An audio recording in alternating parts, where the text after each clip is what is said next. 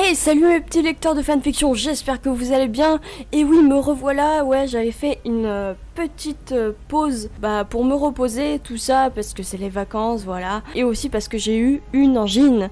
Alors, si des fois, là, j'ai un peu la voix qui part un peu comme n'importe quoi, c'est parce que j'ai le reste de l'angine, enfin voilà. J'espère que vous comprenez, donc désolé d'avance. Donc, on se retrouve pour le 3e épisode du Dramion à l'impensable. Vous étiez nombreux à me demander la suite, voilà, il fallait que je me repose. Donc bien sûr son Wattpad est en description et bien entendu abonne-toi et active la cloche pour recevoir toutes les notifications quand on sort une vidéo. Et si vous voulez m'envoyer votre fanfiction pour que je la lise dans un prochain épisode, envoyez-la moi dans ma boîte mail qui est en description. Et puis moi je vous laisse avec le reste de la vidéo. Chapitre 5, changement. La fin du trajet se passa calmement dans le wagon d'Hermione.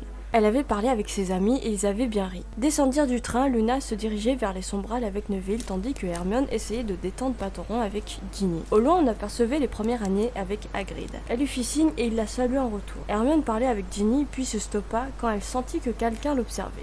Elle se retourna mais ne vit personne susceptible d'être le suspect. « Que se passe-t-il » demanda Ginny. « J'ai eu la sensation que l'on m'observait. »« Oh, rien de grave. » Luna et Neville vinrent les rejoindre puis ils se dirigèrent vers Poudlard. Les portes étaient grandes ouvertes, et ils entrèrent dans la grande salle. Elle était magnifiquement décorée. Plein de fleurs étaient accrochées au mur, rouges, jaunes, bleus et verts, des bougies flottaient au-dessus de leur tête. Le plafond était splendidement étoilé. Des confettis rouges tombaient au-dessus de la table de Gryffondor, verts au-dessus de Serpentard, etc. Tout était harmonieux. Les tables des 4 maisons étaient presque remplies et celles des professeurs étaient complètes. Elle aperçut Percy. Percy, professeur de Poudlard. Elle vit McGonagall, professeur de métamorphose, Flitwick, professeur de sortilège, Monsieur Binns, professeur d'histoire de la magie, Madame Trelawney, professeur de divination, Madame Bibine, professeur de Quidditch, Monsieur Vector, professeur d'arithmancie, et un autre professeur qu'elle ne connaissait pas. Il était assez grand et corpulent, avec très peu de cheveux. Il n'était pas âgé, mais plutôt jeune, environ l'âge de Percy. Hagrid n'allait pas tarder. Hermione alla s'asseoir à sa table respective, disant au revoir à Luna, qui se dirigeait vers celle des Serres d'Aigle, et demanda à Ginny. « Que fait Percy ici, tu le sais ?»« Je pense qu'il est professeur, je n'étais pas au courant. Il a dû seulement le dire à maman et faire la surprise aux autres. Tu n'as aucune idée de la matière qu'il enseigne ?»« Je ne suis pas sûre que c'est les défenses contre les forces du mal. Il apprécie cette matière. On verra bien. Attention, McGonagall va prendre la parole. Bonsoir à tous, chers élèves de Poudlard, j'espère que vous avez passé de bonnes vacances. Je vais procéder à la répartition des maisons et je continuerai après. La répartition dure à peu près une demi-heure, puis McGonagall reprit enfin la parole. Bienvenue au nouveau. Je vous félicite pour l'année dernière, pour le merveilleux combat que vous avez fourni, et je rends hommage aux courageux défunts. Professeurs, élèves et parents. Cette année, nous repartons sur de bonnes bases, de nouvelles règles et principes, de nouveaux changements.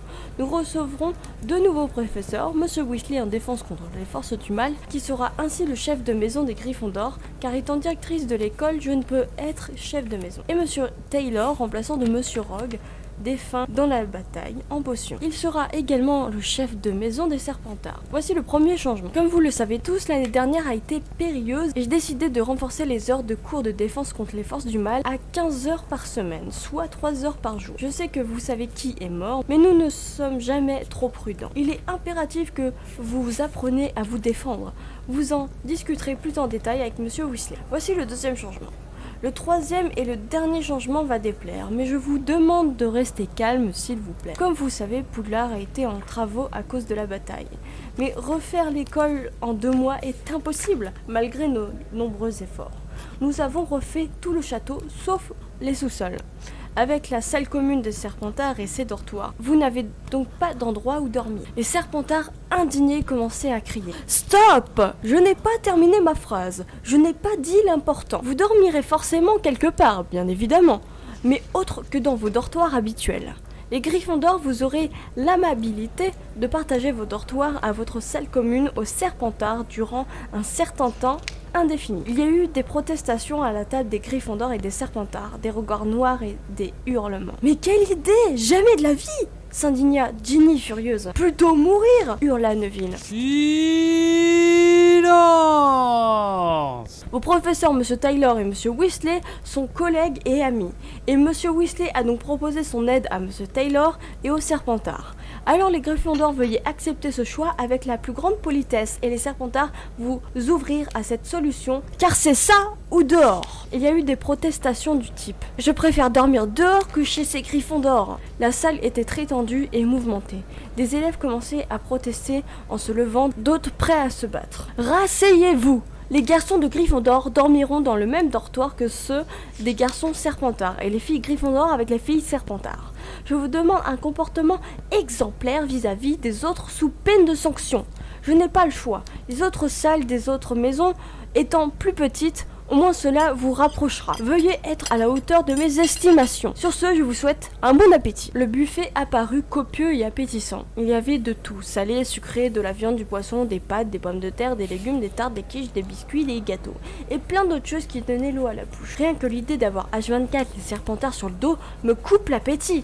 Maugréa Ginny. L'année va être très dure, on peut dire merci à ton frère et à ses grandes idées de générosité. D'où connaît-il Monsieur Taylor, continua Hermione. Je ne sais pas vraiment, ne peut que le connaître du ministère à mon avis. Je ne me vois pas dormir dans le même dortoir que les Serpentards.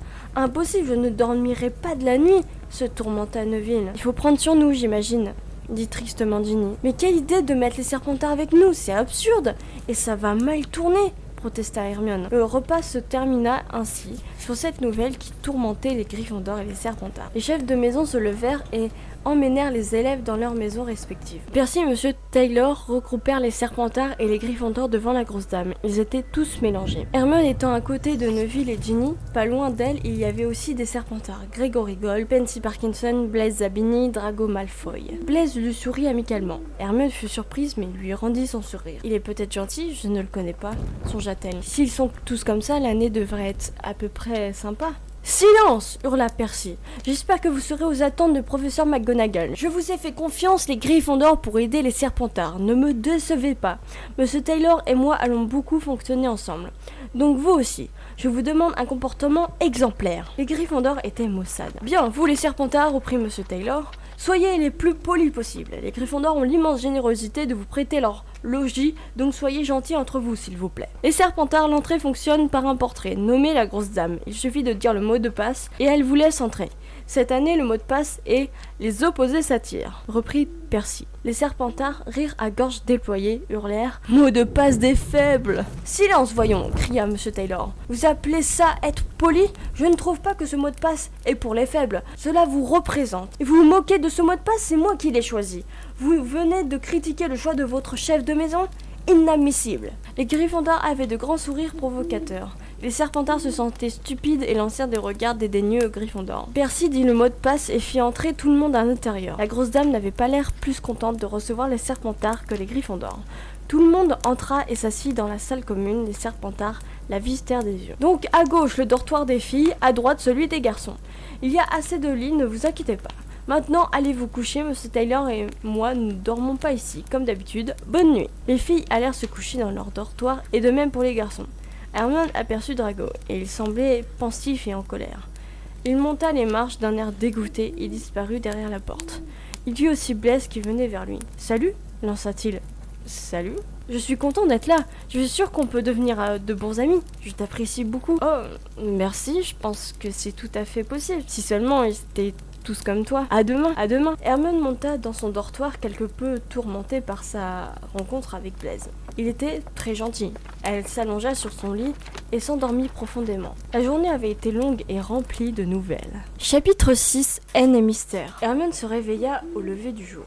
Elle avait hâte de commencer les cours. La matinée commençait par 2 heures de défense contre les forces du mal, suivies de 2 heures de potions. Matinée chargée. Et elle avait cours toute la journée avec les Serpentards. Génial, pensa-t-elle. Une fois prête, elle descendit dans la salle commune qui était vide. Elle en profita et s'assit dans un canapé, puis commença à étudier le manuel de défense. Elle lut le sommaire. Loup-garou, épouvantard, patronus, sort impardonnable. Elle connaissait déjà bien les sujets, mais des petites révisions seraient les bienvenues. Hermione entendit du bruit. C'était Drago qui descendait les escaliers de son dortoir. « Que fais-tu là, sang de bourbe ?» Il parut gêné et surpris. « Je suis dans ma salle commune de ma maison, je fais ce que je veux, Malfoy !» Sur ce, Blaise descendit en toute décontraction du dortoir des garçons. Salut Drago, salut Hermione. Bonjour, répondit Hermione. Salut, dit Drago avant de remonter dans le dortoir. Il est un peu désagréable le matin, c'est normal. Pas que le matin, j'ai l'impression, ria Hermione. Elle discuta 5 minutes avec Blaise dans la salle commune, puis alla chercher Ginny pour le petit déjeuner. Le petit déjeuner dans la grande salle était succulent. Pancakes et fruits à la coupe. Hermione était assise à côté de Ginny et en face de Neville. Je ne pourrai jamais supporter de voir la face des Serpentards tous les matins, plaida Neville. Pareil, on a 4 heures de cours avec eux, alors je vous conseille de prendre votre mal en patience, ajouta Hermione. En parlant de cours, allons-y, Percy n'aime pas les retardataires, conseilla Ginny. Ils allèrent dans la salle de cours et celle-ci était presque pleine. Il restait 2 places et une juste derrière. Ginny s'assit devant, Hermione juste à côté de Ginny et Neville, la table de derrière. Percy arriva vers Hermione, le regard rempli de haine. Debout! Hermione fut surprise et se leva, son cœur battait la chamade. Prenez vos affaires et allez vous asseoir tout au fond, à côté de Malfoy, immédiatement. Hermione ne comprit pas. Pourquoi elle? Qu'avait-elle fait? Au fond, alors qu'elle aimait tant être devant pour participer et écouter attentivement le cours, et en plus de ça, à côté de Drago? Mais pourquoi? Pourquoi? Demanda-t-elle le plus poliment possible. Parce que c'est moi qui décide. Allez-y immédiatement. Et Lord du bas, allez à la place de Granger, devant. Hermione prit ses affaires furieuses. L'injustice la rendait furieuse. Elle s'assit bruyamment, sortit son manuel et fit mine de le lire. Drago la regardait d'un air amusé. Rien qui puisse la calmer, bien au contraire. Bonjour à tous, je vais vous annoncer mes règles et mon fonctionnement. Pas de bavardage sauf en travaux de groupe qui seront toujours à 2. On m'écoute quand je cite les consignes. Toujours rendre les devoirs. Bref, les règles standards. Par contre, pour les punitions, ce sont des punitions à ma façon. Je vous envoie chercher des ingrédients de potions pour mon ami et collègue Monsieur Taylor dans la forêt interdite où plein de... Il fut coupé par Hermione qui cria: mais c'est interdit de laisser un élève seul dans la forêt interdite. McGonagall m'a laissé carte blanche et je fais ce que je veux, Granger. Que je ne vous entende plus. Elle se rassit, bouillonnant de rage.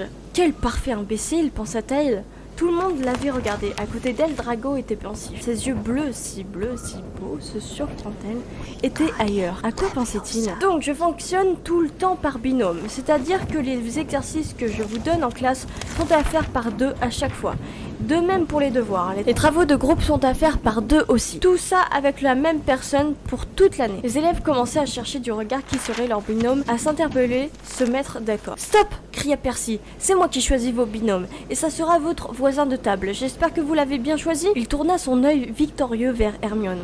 Mais qu'avait-il? Pourquoi s'acharnait-il sur elle? Qu'avait-elle fait? Même Rogue aurait fait un meilleur professeur de défense, si seulement il était vivant. Mais quelle preuve avons-nous pour affirmer sa mort d'ailleurs, pensait Hermione. Durant la fin du cours, qu'Hermione n'écoutait absolument pas, elle pensa à des tas de choses. Sur Rogue, son ancien professeur de potions. C'était étrange que personne n'ait retrouvé son corps, alors que tous les corps, même ceux des mange-morts, avaient été ramenés dans la grande salle. Il n'avait pas pu brûler, il n'y avait pas eu de feu à cet endroit, puisque celui-ci avait été retrouvé, certes en piteux état, mais pas brûlé. S'il n'avait pas été brûlé ni retrouvé, qu'a-t-il pu lui arriver pour qu'on ne le retrouve pas? C'est étrange tout de même, songeait Hermione. Et si Rogue était vivant? Elle voulait continuer à penser quand Drago la tira de ses pensées. Tout le monde se dirigeait vers la sortie et visiblement Ginny et Neville étaient partis. Tu n'as rien écouté au cours? Non, pas vraiment. Eh bien, nous avons un travail à faire en groupe tous les deux. Sur les loups-garous. Rendez-vous ce soir à la bibliothèque à 18h et ne sois pas en retard. Il se leva et partit. Même pas eu le temps de protester l'horreur. Hermione se dirigea en cours de potions, toujours en pensant à Rogue. Elle regrettait aussi de ne pas avoir écouté le cours de défense contre les forces du mal, bien qu'elle en détestait le professeur. D'ailleurs, pourquoi détestait-elle Percy?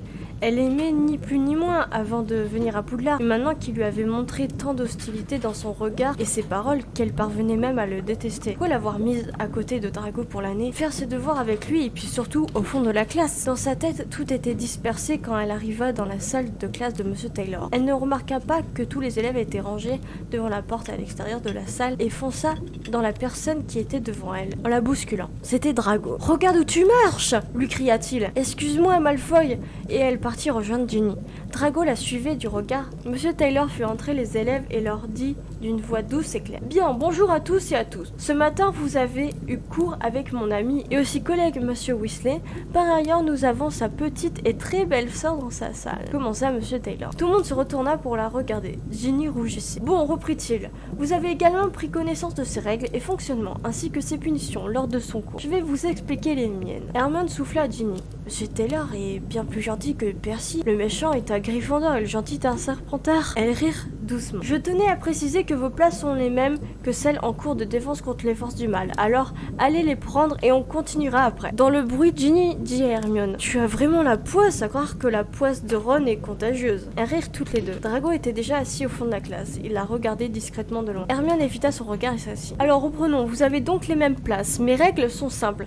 Quand je parle, on se tait. On lève la main pour parler. On participe, on écoute, on fait les devoirs, on apprend les cours. Pour les punitions, je choisis en fonction de la gravité. Généralement, ce sont des heures de colle ou des lignes. Monsieur Weasley s'occupe de mes réserves d'ingrédients en vous emmenant dans la forêt interdite. Je le laisse faire. En ce qui concerne le programme, on va revoir les choses des années précédentes, mais aussi en voir de nouvelles. Des questions? Oui, fit un élève de Serpentard. Est-ce que vous fonctionnez aussi par binôme tout le temps lors des devoirs, des exercices en classe comme Monsieur Weasley? Juste pour les travaux de groupe à deux. Comme vous savez, en potion, on fait beaucoup de travaux de groupe, donc vous serez avec votre voisin. Vous serez même parfois notés ensemble, donc vous serez majoritairement avec lui. Mais les devoirs, cela reste individuel, mais il peut arriver que certains soient à faire en groupe. Drago lui souffla à l'oreille par ironie. Écoute le cours cette fois-ci. Hermione sourit. Quelle honte pour elle, Hermione Granger n'avait pas écouté un cours. Draco allait encore lui en parler pendant longtemps, enfin quand il sera de bonne humeur comme c'était le cas. La fin du cours se déroula bien. Monsieur Taylor, incroyablement bavard, racontait l'histoire de la potion, des différents types de potions, les plus ou moins dangereuses. La fin du cours arriva très vite, et Hermione alla dans la salle commune de Gryffondor. Elle y trouva Ginny et discuta avec elle. Ma pauvre, Malfoy pendant 4 heures, et en plus tout au fond, je ne sais pas quelle dent Percy a contre moi. Ne t'apprécie pas, je suppose. Pas de chance, Monsieur Taylor en l'occurrence a l'air de t'apprécier. Oui, je ne sais pas pourquoi, je l'aime bien. On va manger? Neville nous attend déjà dans la grande salle. Et voilà, c'est la fin de cette troisième partie, j'espère que ça vous a plu. Donc comme d'habitude, dites-moi en commentaire si ça vous a plu. Bien sûr, la suite sortira samedi prochain à 18h. Alors, comme d'habitude, abonne-toi et active la cloche pour recevoir toutes les notifications quand on sort une vidéo. Rejoignez-nous aussi sur nos réseaux sociaux qui sont en description. Et puis moi, je vous dis tchuss!